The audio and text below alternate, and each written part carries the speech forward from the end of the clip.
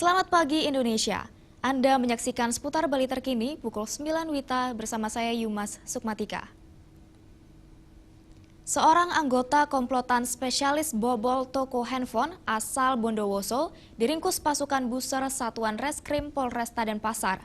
Pelaku melancarkan aksinya dengan modus menjebol plafon.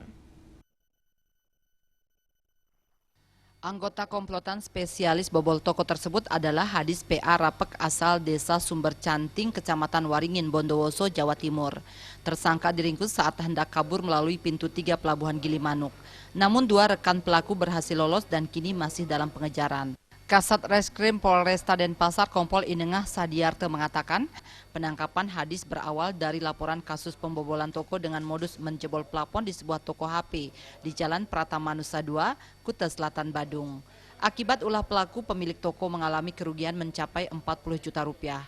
Berdasarkan keterangan para saksi dan juga pemilik toko, dugaan aparat mengarah kepada ketiga tersangka yakni Hadis PA Rapek, HR, dan RS. Ketiga pelaku merupakan warga asal Bondowoso, Jawa Timur dan bekerja di Bali sebagai buruh bangunan.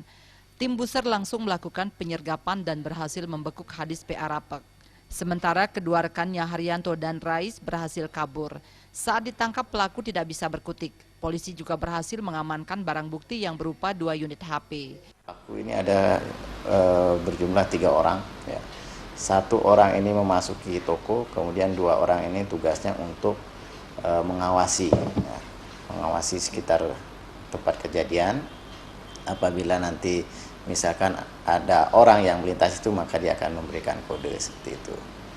Jadi proses dari penangkapan ini ya, berdasarkan penyelidikan yang dilakukan oleh anggota Guru Sergap dari Polresta Denpasar ini berhasil menangkap pelaku di wilayah Gilimanuk ketika salah satu dari pelaku ini mau menyeberang ke Jawa.